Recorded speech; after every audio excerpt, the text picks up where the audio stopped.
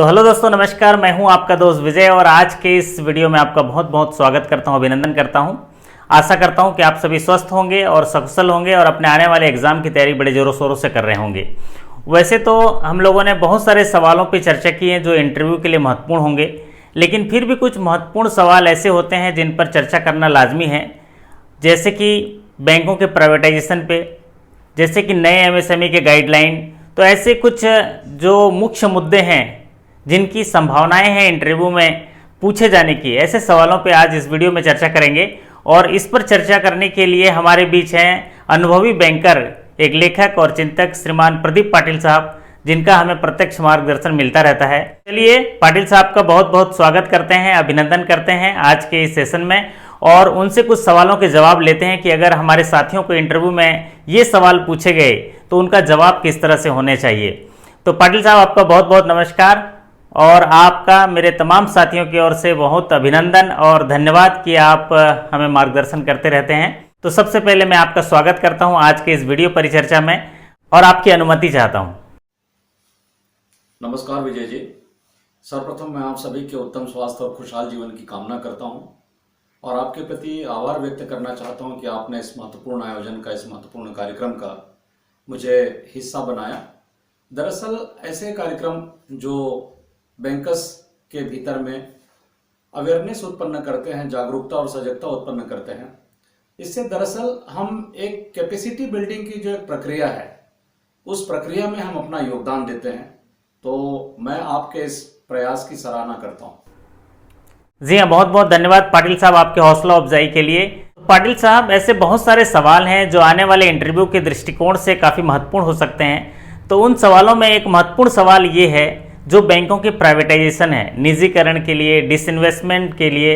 अगर ऐसा सवाल हमारे साथियों से पूछ लिया जाए कि बैंकों के प्राइवेटाइजेशन के मायने क्या हैं, सरकार क्यों निजीकरण के या जो डिसइन्वेस्टमेंट की ओर जा रही है, इसके पीछे का असली मकसद क्या है, या ये किस तरह से भारत की अर्थव्यवस्था में लाभकारी होगा, अगर इसके बारे में सवाल पूछा गया तो हमारे साथियों का जवाब किस तरह से होना चाहिए, अगर इस पर आप रोशनी डाल पाएंगे तो बड़ी मेहरबानी होगी। पाटिल साहब, बहुत अच्छा प्रश्न किया आपने विजय जी।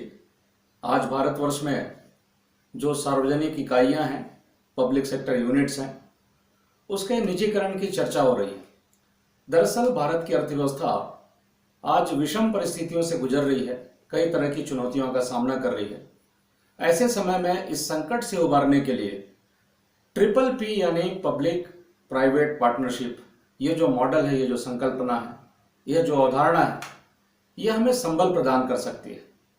दरअसल दुनिया के विभिन्न विकसित देशों में और जहां का बाजार एक उभरता हुआ बाजार है, वहां यह प्रवृत्ति पब्लिक प्राइवेट पार्टनरशिप, यह प्रवृत्ति बहुत तेजी से आगे आ रही है।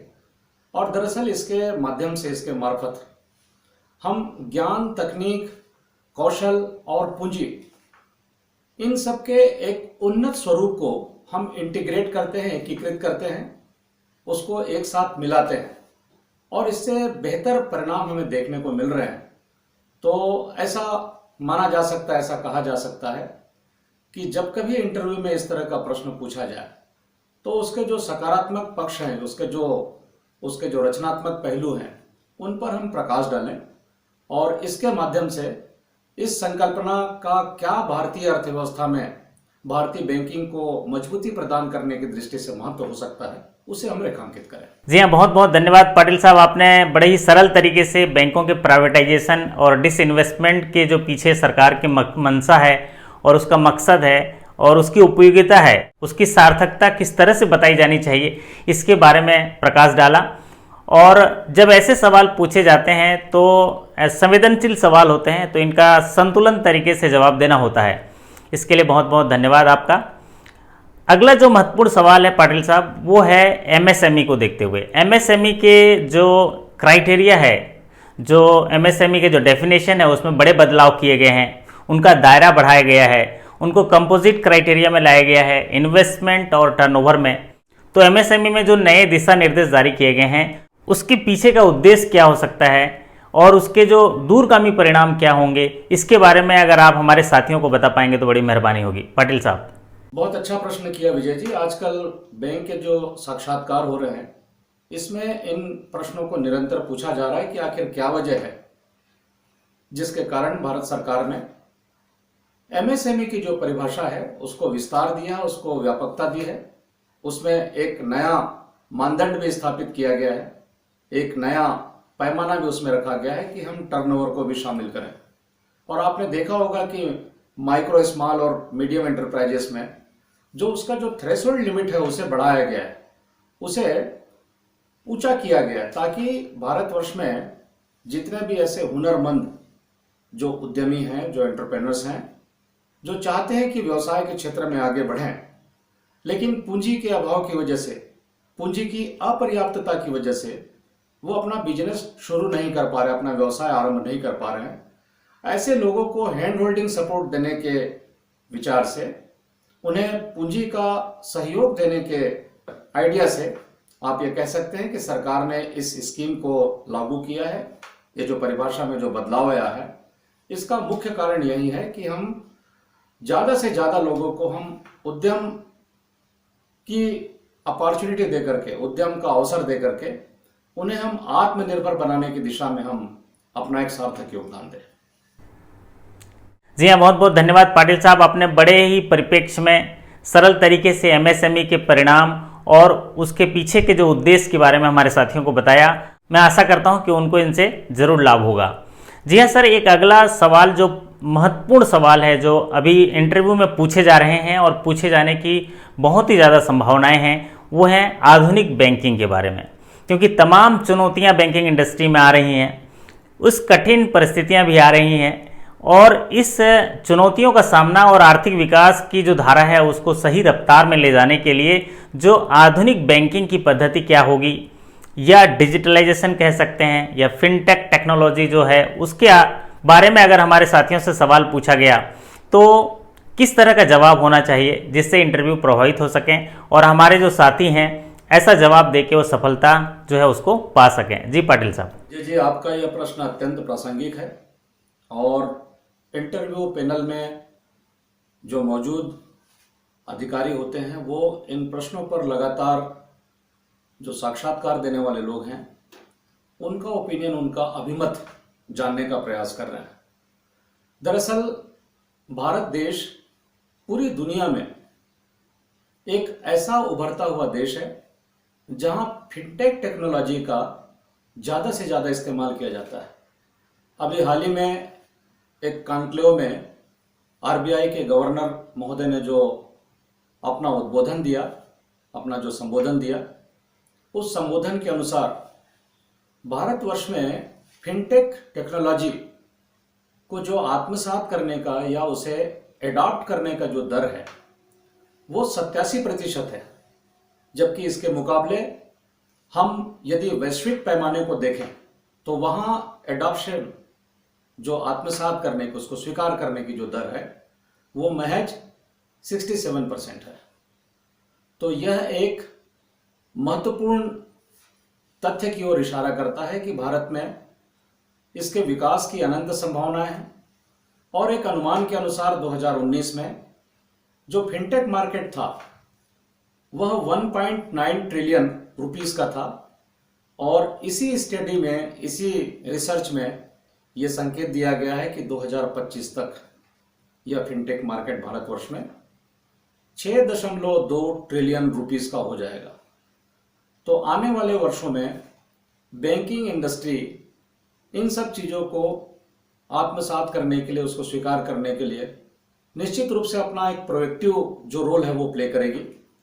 और मैं आपसे कहना चाहता हूं कि blockchain technology, artificial intelligence, big data या डाटा एनालिटिक्स, ये दरअसल हमारी पूरी कार्य कुशलता को एक नया रूप देते हैं। उसमें गति का जो तत्व है उसकी वजह से जुड़ता है, स्पीड हमारी बहुत अच्छी हो जाती है, हमारी एफिशिएंसी बहुत अच्छी हो जाती है।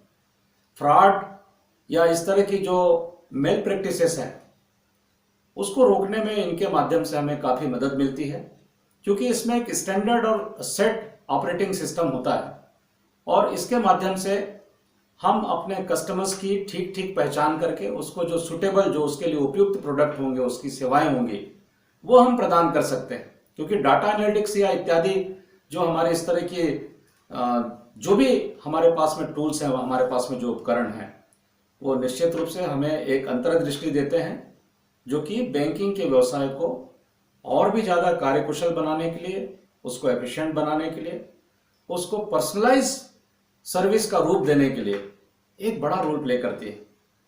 तो इस दृष्टि से ये टेक्नोलॉजी बैंकों के लिए निहायत ही जरूरी है।